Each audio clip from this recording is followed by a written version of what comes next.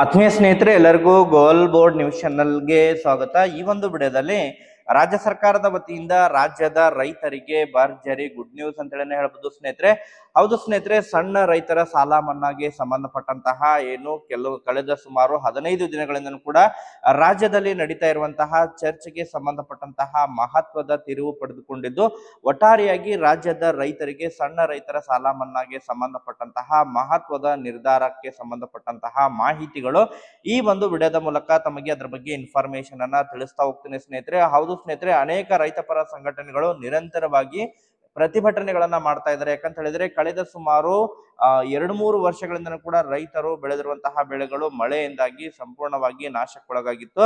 ಈ ಬಾರಿ ಕಳೆದ ಸುಮಾರು ಈಗಾಗಲೇ ರಾಜ್ಯದ ಸುಮಾರು ಒಂದು 10 ಜಿಲ್ಲೆಗಳಲ್ಲಿ ಮಳೆ ಪ್ರಮಾಣ ತೀರಾ ಕಡಿಮೆ ಇದ್ದು ಮಳೆ ಆಗ್ತಾ ಇಲ್ಲ, ಬರಗಾಲದಂತಹ ಪರಿಸ್ಥಿತಿ ಉಂಟಾಗಿದೆ. ಆ ಒಂದು ಹಿನ್ನೆಲೆಯಲ್ಲಿ ರೈತರ ಸಾಲವನ್ನ ಸಂಪೂರ್ಣವಾಗಿ ಮನ್ನಾ ಮಾಡಬೇಕು ಎನ್ನುವಂತಹ ಪಟ್ಟನ್ನು ಹಿಡಿದುಕೊಂಡು ನಿಂತಿರುವಂತಹ ರೈತರಿಗೆ ಸಂಬಂಧಪಟ್ಟಂತೆ ಕೆಲವೊಂದಿಷ್ಟು ಬಿಗ್ ಅಪ್ಡೇಟ್ಗಳು ಲಭ್ಯವಾಗ್ತಾ ಇದಾವೆ ಸ್ನೇಹಿತರೆ. ಹೌದು ಸ್ನೇಹಿತರೆ, ರೈತರ ಸಾಲ ಮನ್ನಾಗೆ ಸಂಬಂಧಪಟ್ಟಂತೆ ಕೆಲವೊಂದಿಷ್ಟು ರೂಪರೇಷೆಗಳು ಸಿದ್ಧವಾಗಿದ್ದು, ಒಟ್ಟಾರೆಯಾಗಿ ರಾಜ್ಯ ಸರ್ಕಾರದಲ್ಲಿ ಅದಕ್ಕೆ ಸಂಬಂಧಪಟ್ಟಂತೆ ಕೆಲವೊಂದಿಷ್ಟು ಚರ್ಚೆಗಳು ನಿನ್ನೆ ನಡೆದಿದ್ದು, ರೈತರ ಸಾಲ ಮನ್ನಾಗೆ ಸಂಬಂಧಪಟ್ಟಂತಹ ಚರ್ಚೆ ನಿನ್ನೆ ಸದ್ದಾಗಿದ್ದು ಏನೆಲ್ಲ ಬೆಳವಣಿಗೆಗಳಾಗಿದ್ದಾವೆ ಮತ್ತು ರೈತರ ಸಾಲ ಮನ್ನಾಗೆ ಸಂಬಂಧಪಟ್ಟಂತಹ ಏನೆಲ್ಲ ನಿರ್ಧಾರಗಳು ತೆಗೆದುಕೊಂಡಿದ್ದಾರೆ ಅದರ ಬಗ್ಗೆ ಕಂಪ್ಲೀಟ್ ಆದಂತಹ ಇನ್ಫಾರ್ಮೇಶನ್ ಅನ್ನ ತಮಗೆ ಈ ಒಂದು ವಿಡಿಯೋದ ಮೂಲಕ ಮಾಹಿತಿಯನ್ನ ತಿಳಿಸ್ತಾ ಹೋಗ್ತೀನಿ ಸ್ನೇಹಿತರೆ. ವಿಡಿಯೋ ಕೂಡ ತಮಗೆ ಸಹಾಯ ಆಗಲಿದೆ.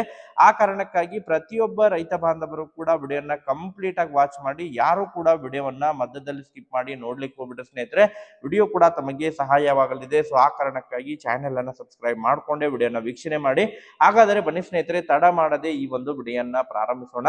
ಹೌದು ಸ್ನೇಹಿತರೆ, ಈಗಾಗಲೇ ಕಳೆದ ಸುಮಾರು 2-3 ವರ್ಷಗಳಿಂದ ಕೂಡ ಉತ್ತರ ಕರ್ನಾಟಕದ ಭಾಗದಲ್ಲಿ ಮಳೆಯಿಂದಾಗಿ ರೈತರು ಬೆಳೆದಿರುವಂತಹ ಬೆಳೆಗಳು ಭಾಗಶಃದಿಂದ ಹಿಡ್ಕೊಂಡು ಸಂಪೂರ್ಣವಾಗಿ ಬೆಳೆ ಹಾನಿಗೆ ಒಳಗಾಗಿತ್ತು ಸ್ನೇಹಿತರೆ.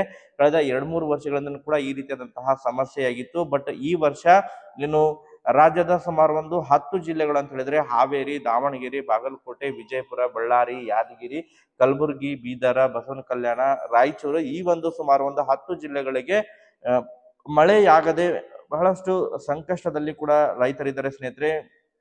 ಆದ್ರೆ ಈಗಾಗಲೇ ರಾಜ್ಯದ ಕೆಲವೊಂದಿಷ್ಟು ಜಿಲ್ಲೆಗಳಿಗೆ ಮಾತ್ರ ಮಳೆ ಆಗ್ತಾ ಇದೆ. ಕರಾವಳಿ ಭಾಗದ ಕೆಲವೊಂದಿಷ್ಟು ಜಿಲ್ಲೆಗಳಾಗಿರ್ಬೋದು, ಮಲೆನಾಡು ಭಾಗದ ಕೆಲವೊಂದಿಷ್ಟು ಜಿಲ್ಲೆಗಳಿಗೆ ಮಾತ್ರ ಸ್ವಲ್ಪ ಪ್ರಮಾಣದಲ್ಲಿ ಮಳೆ ಆಗ್ತಾ ಇದೆ. ಸೊ ಇದನ್ನ ಹೊರತುಪಡಿಸಿದ್ರೆ ಸುಮಾರು 10-15 ಜಿಲ್ಲೆಗಳಿಗೆ, ರಾಜ್ಯದ ಸುಮಾರು 10-15 ಜಿಲ್ಲೆಗಳಿಗೆ ಮಳೆಯಾಗದೆ ಬರಗಾಲದಂತಹ ಪರಿಸ್ಥಿತಿ ಉಂಟಾಗಿದೆ. ಈಗಾಗಲೇ ಅನೇಕ ರೈತರು ಪ್ರತಿಭಟನೆಗಳನ್ನ ಮಾಡೋದ್ರ ಮೂಲಕ ಬರಗಾಲ ಪೀಡಿತ ಜಿಲ್ಲೆಗಳೆಂದು ಘೋಷಣೆ ಮಾಡಬೇಕು ಎನ್ನುವಂತಹ ಈಗಾಗಲೇ ಸರ್ಕಾರಕ್ಕೆ ಒತ್ತಾಯವನ್ನ ಕೂಡ ಮಾಡ್ತಾ ಇದ್ದಾರೆ. ಅದರ ಜೊತೆಗೆ ರೈತರ ಸಾಲವನ್ನ ಸಂಪೂರ್ಣವಾಗಿ, ಸಣ್ಣ ರೈತರ ಸಾಲವನ್ನ ಸಂಪೂರ್ಣವಾಗಿ ಮನ್ನಾ ಮಾಡಬೇಕು. ಸಹಕಾರಿ ಬ್ಯಾಂಕ್ಗಳಾಗಿರ್ಬೋದು, ಸೊಸೈಟಿಗಳಲ್ಲಿ ಪಡೆದುಕೊಂಡಿರುವಂತಹ ಸಾಲವನ್ನ ಸಂಪೂರ್ಣವಾಗಿ ಮನ್ನಾ ಮಾಡಬೇಕು ಎನ್ನುವಂತಹ ಪಟ್ಟನ್ನು ಹಿಡಿದುಕೊಂಡು ಕಳೆದ ಸುಮಾರು 2 ದಿನಗಳ ಹಿಂದೆ ನಡೆದಂತಹ ಬಾಗಲಕೋಟೆ ಮತ್ತು ಕಲಬುರಗಿ ಜಿಲ್ಲೆಯಲ್ಲಿ ನಡೆದಂತಹ ವ್ಯಾಪಕವಾದಂತಹ ಪ್ರತಿಭಟನೆಯನ್ನ ಮಾಡೋದ್ರ ಮೂಲಕ ರೈತರು ಸರ್ಕಾರಕ್ಕೆ ಗಮನ ಸೆಳೆದಿದ್ದಾರೆ ಸ್ನೇಹಿತರೆ. ಹೌದು ಸ್ನೇಹಿತರೆ, ಒಟ್ಟಾರೆಯಾಗಿ ರೈತರಿಗೆ ಸಂಬಂಧಪಟ್ಟಂತೆ, ರೈತರ ಸಾಲ ಮನ್ನಾಗೆ ಸಂಬಂಧಪಟ್ಟಂತಹ ಚರ್ಚೆಗಳು ಬಹಳಷ್ಟು ಆಗ್ತಾ ಇದ್ದು, ಒಟ್ಟಾರೆಯಾಗಿ ರೈತರ ಸಾಲ ಮನ್ನಾಗೆ ಸಂಬಂಧಪಟ್ಟಂತೆ ಏನೆಲ್ಲ ನಿರ್ಧಾರಗಳು ತೆಗೆದುಕೊಳ್ಳುವಂತಹ ನಿರೀಕ್ಷೆ ಇದೆ ಎನ್ನುವಂತಹ ಕೆಲವೊಂದಿಷ್ಟು ಮಾಹಿತಿಗಳು ಲಭ್ಯವಾಗ್ತಾ ಇದ್ದಾವೆ ಸ್ನೇಹಿತರೆ. ನಿನ್ನೆ ಅಷ್ಟೇ ನಡೆದಂತಹ ಸಭೆಯಲ್ಲಿ ರೈತರ ಸಾಲ ಮನ್ನಾಗೆ ಸಂಬಂಧಪಟ್ಟಂತೆ ಈಗಾಗಲೇ ಆಯಾ ಒಂದು ಸಹಕಾರಿ ಬ್ಯಾಂಕ್ಗಳಾಗಿರ್ಬೋದು, ಸೊಸೈಟಿ ಬ್ಯಾಂಕ್ಗಳು ನಲ್ಲಿ ಪಡೆದುಕೊಂಡಿರುವಂತಹ ಸಾಲಕ್ಕೆ ಸಂಬಂಧಪಟ್ಟಂತಹ ಮಾಹಿತಿಯನ್ನ ಕೂಡ ಈಗಾಗಲೇ ಪಡೆದುಕೊಂಡಿರೋ ಬಗ್ಗೆ ಮಾಹಿತಿಗಳು ಕೇಳ್ಬರ್ತಾ ಇದ್ದಾವೆ ಸ್ನೇಹಿತರೆ. ರಾಜ್ಯದ ಮುಖ್ಯಮಂತ್ರಿ ಆಗಿರುವಂತಹ ಡಿ.ಕೆ. ಶಿವಕುಮಾರ್ ಅವರ ನೇತೃತ್ವದಲ್ಲಿ ನಡೆದಂತಹ ಸಭೆಯಲ್ಲಿ ರಾಜ್ಯದ ರೈತರಲ್ಲಿ, ಅದರಲ್ಲೂ ಕೂಡ ಈ ಉತ್ತರ ಕರ್ನಾಟಕ ಭಾಗದ ಜಿಲ್ಲೆಯ ರೈತರು ಈಗ ಪಡೆದುಕೊಂಡಿರುವಂತಹ ಸಾಲದ ಪ್ರಮಾಣ ಎಷ್ಟಿದೆ, ಸೊ ಎಷ್ಟು ಕಟ್ಟಬಾಕಿದೆ, ಅದ್ರ ಬಗ್ಗೆ ಕೂಡ ಈಗಾಗಲೇ ಅಂಕಿಅಂಶ ಸಮೇತ ಮಾಹಿತಿಯನ್ನ ಪಡೆದುಕೊಂಡಿದ್ದಾರೆ ಸ್ನೇಹಿತರೆ. ಸೊ ಒಟ್ಟಾರೆಯಾಗಿ ರೈತರಿಗೆ ನೆರವಾಗುವಂತಹ ಕೆಲವೊಂದಿಷ್ಟು ಚರ್ಚೆಗಳು ಕೂಡ ನಡೀತಾ ಇದೆ ಸ್ನೇಹಿತರೆ. ಯಾವ ರೀತಿ ಸಣ್ಣ ಮತ್ತು ಅತಿ ಸಣ್ಣ ರೈತರಿಗೆ ನೆರವಾಗಬೇಕು, ಈಗಾಗಲೇ ಕೇಂದ್ರ ಸರ್ಕಾರದಿಂದ ಬರುವಂತಹ ಅನುದಾನ ಏನಿದೆ, ಯಾಕಂತ ಹೇಳಿದ್ರೆ ಕೇಂದ್ರ ಸರ್ಕಾರದ 15ನೇ ಹಣಕಾಸು ಆಯೋಗದ ಈಗ ಕೇಂದ್ರ ಸರ್ಕಾರದ ಮೂಲಕ ಅನುದಾನ ಬರಬೇಕಾಗಿದೆ. ಅದಕ್ಕೆ ಸಂಬಂಧಪಟ್ಟಂತೆ ಉಪಮುಖ್ಯಮಂತ್ರಿ ಆಗಿರುವಂತಹ ಪರಮೇಶ್ವರ್ ಅವರು ಕೂಡ ಈಗಾಗಲೇ ಕೇಂದ್ರಕ್ಕೆ ಮನವಿಯನ್ನ ಕೂಡ ಸಲ್ಲಿಸಿದ್ದಾರೆ. ಖುದ್ದಾಗಿ ಅವಶ್ಯಕತೆ ಬಿದ್ದರೆ ಖುದ್ದಾಗಿ ಕೇಂದ್ರಕ್ಕೆ ಭೇಟಿ ಕೊಟ್ಟು ಕೇಂದ್ರದ ಅಧಿಕಾರಿಗಳಿಗೆ ಭೇಟಿ ಕೊಟ್ಟು ಹಣಕಾಸಿನ ಮೂಲಕ ಈಗಾಗಲೇ ಈ ಹಿಂದೆ ಏನು ಬಾಕಿ ಉಳಿದಿರುವಂತಹ ಬೆಳೆ ಹಾನಿ ಆಗಿರ್ಬೋದು, ಬೆಳೆ ವಿಮೆಯನ್ನ ಕೂಡ ಬಿಡುಗಡೆ ಮಾಡಲಿಕ್ಕೆ ಸೂಚನೆಯನ್ನ ಕೊಟ್ಟಿದ್ದಾರೆ. ಅದರ ಜೊತೆಗೆ ವಿಶೇಷವಾಗಿ ಮಾವು ಬೆಳೆಗಾರರಿಗೂ ಕೂಡ ಸಹಾಯಧನವನ್ನ ಕೂಡ ಈಗಾಗಲೇ ರಿಲೀಸ್ ಮಾಡ್ತಾ ಇದ್ದಾರೆ ರಾಜ್ಯ ಸರ್ಕಾರದ ವತಿಯಿಂದ. ಅದರ ಜೊತೆಗೆ ಬಹಳ ಪ್ರಮುಖವಾಗಿ ರೈತರ ಸಾಲ ಮನ್ನಾಗೆ ಸಂಬಂಧಪಟ್ಟಂತೆ ಕೂಡ ಚರ್ಚೆಗಳು ಕೂಡ ನಡೀತಾ ಇದ್ದು, ಯಾವ ರೀತಿ ರೈತರಿಗೆ ನೆರವಾಗಬೇಕು ಅದರ ಬಗ್ಗೆ ಚರ್ಚೆಯನ್ನ ಮಾಡೋದ್ರ ಮೂಲಕ ಮುಂದಿನ ದಿನಗಳಲ್ಲಿ ರೈತರ ಸಾಲ ಮನ್ನಾಗೆ ಸಂಬಂಧಪಟ್ಟಂತಹ ಮಹತ್ವದ ನಿರ್ಧಾರವನ್ನ ತೆಗೆದುಕೊಳ್ತೀವಿ ಎನ್ನುವಂತಹ ಭರವಸೆಯನ್ನ ಕೂಡ ಈಗಾಗಲೇ ಕೊಟ್ಟಿದ್ದಾರೆ ಸ್ನೇಹಿತರೆ. ಒಟ್ಟಾರೆಯಾಗಿ ರಾಜ್ಯದ ರೈತರಿಗೆ ಗುಡ್ ನ್ಯೂಸ್ ಅಂತ ಹೇಳಿ ಹೇಳ್ಬೋದು ಸ್ನೇಹಿತರೆ. ಯಾಕಂತ ಹೇಳಿದ್ರೆ ಕಳೆದ ಸುಮಾರು 2-3 ವರ್ಷಗಳಿಂದನೂ ಕೂಡ ರೈತರು ಬೆಳೆದಿರುವಂತಹ ಬೆಳೆಗಳು ಸಕಾಲಕ್ಕೆ ಕೈಗೆ ಸಿಗದಂತಹ ಪರಿಸ್ಥಿತಿ ಉಂಟಾಗಿದ್ದು, ರೈತರಿಗೆ ನೆರವಾಗುವಂತಹ ನಿಟ್ಟಿನಲ್ಲಿ ರಾಜ್ಯ ಸರ್ಕಾರ ಹೊಸ ರೂಪರೇಷೆಯನ್ನು ಕೂಡ ಸಿದ್ಧ ಮಾಡ್ತಾ ಇದ್ದು, ಸಣ್ಣ ಮತ್ತು ಅತಿ ಸಣ್ಣ ರೈತರ ಸಹಕಾರಿ ಬ್ಯಾಂಕ್ಗಳು ಮತ್ತು ಸೊಸೈಟಿಗಳಲ್ಲಿ ಪಡೆದಿರುವಂತಹ ಸಾಲ ಅಥವಾ ಸಾಲದ ಮೇಲಿನ ಬಡ್ಡಿಯನ್ನ ಮನ್ನಾ ಮಾಡಲಿಕ್ಕೆ ಕೆಲವೊಂದಿಷ್ಟು ಮಹತ್ವದ ಸಭೆ ಕೂಡ ನಡೆದಿದ್ದು, ಅದರ ಬಗ್ಗೆ ಚರ್ಚೆಗಳನ್ನ ಮಾಡೋದ್ರ ಮೂಲಕ ಅಂತಿಮವಾದಂತಹ ನಿರ್ಧಾರವನ್ನ ತೆಗೆದುಕೊಳ್ಳುವಂತಹ ನಿರೀಕ್ಷೆ ಇದೆ ಎನ್ನುವಂತಹ ಮಾಹಿತಿಗಳು ಮೂಲಗಳಿಂದ ಲಭ್ಯವಾಗ್ತಾ ಇದೆ ಸ್ನೇಹಿತರೆ. ಕನಿಷ್ಠ ಸಾಲ ಅಥವಾ ಬಡ್ಡಿಯನ್ನ ಮನ್ನಾ ಮಾಡುವಂತಹ ಗರಿಷ್ಠವಾಗಿ ಸುಮಾರು 75,000ವರೆಗೆ ಸಾಲ ಅಥವಾ ಬಡ್ಡಿಯನ್ನ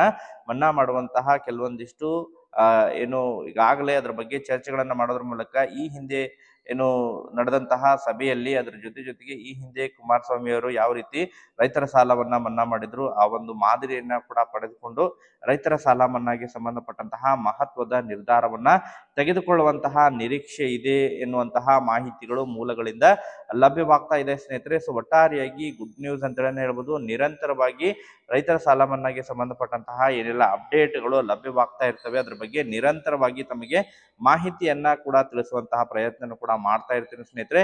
ಈಗಾಗಲೇ ಏನು ಹಿಂಗಾರು ಹಂಗಾಮಿನ ಬೆಳೆ ವಿಮೆ ಪರಿಹಾರದ ಮೊತ್ತವನ್ನು ಕೂಡ ಕೇಂದ್ರ ಸರ್ಕಾರದ ವತಿಯಿಂದ 2ನೇ ಹಂತದ ಬೆಳೆ ವಿಮೆ ಪರಿಹಾರದ ಮೊತ್ತವನ್ನ ರಿಲೀಸ್ ಮಾಡಿದರೆ ಸ್ನೇಹಿತರೆ.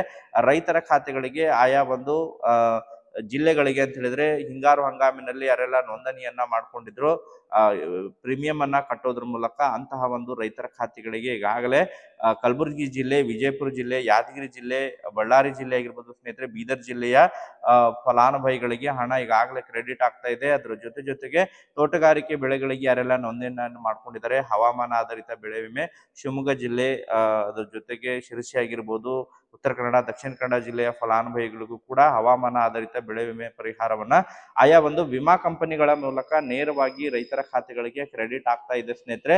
ಹಿಂಗಾರು ಹಂಗಾಮಿನ ಬೆಳೆ ವಿಮೆ ಒಟ್ಟಾರೆಯಾಗಿ 2ನೇ ಹಂತದಲ್ಲಿ ರೈತರ ಖಾತೆಗಳಿಗೆ ಕ್ರೆಡಿಟ್ ಆಗ್ತಾ ಇದೆ. ನಿನ್ನೆನೂ ಕೂಡ ಅನೇಕ ರೈತರ ಖಾತೆಗಳಿಗೆ ಹಣ ಜಮಾ ಆಗಿದೆ. ಮ್ಯಾಕ್ಸಿಮಮ್ ಆಗಿ ಇವತ್ತು ಕೂಡ ಬಾಕಿ ಉಳಿದಿರುವಂತಹ ಎಲ್ಲ ಅರ್ಹ ರೈತರ ಫಲಾನುಭವಿಗಳ ಖಾತೆಗಳಿಗೆ ಹಣವನ್ನ ಕ್ರೆಡಿಟ್ ಮಾಡಲಿದ್ದಾರೆ ಸ್ನೇಹಿತರೆ. ತಮ್ಮ ಒಂದು DBT ಕರ್ನಾಟಕ ಆ್ಯಪ್ ಮೂಲಕ ತಾವು ಕೂಡ ಮಾಹಿತಿಯನ್ನ ಪಡ್ಕೋಬಹುದು.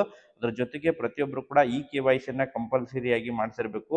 ಸೆಂಟ್ರಲ್ ಫಾರ್ಮರ್ ಐಡಿಯನ್ನ ಕಂಪಲ್ಸರಿಯಾಗಿ ಮಾಡಿಸಿದ್ರೆ ತಮಗೆ ಹಣ ತಮ್ಮ ಖಾತೆಗೆ ಜಮಾವಣೆ ಆಗಲಿದೆ ಸ್ನೇಹಿತರೆ. ಮತ್ತೆ ಇದಕ್ಕೆ ಸಂಬಂಧಪಟ್ಟಂತೆ ಏನಾದ್ರು ಅಪ್ಡೇಟ್ಗಳು ಲಭ್ಯವಾದ್ರೆ ಇನ್ಫಾರ್ಮೇಶನ್ ತಿಳಿಸ್ಕೊಡ್ತೇನೆ. Thank you for watching this video.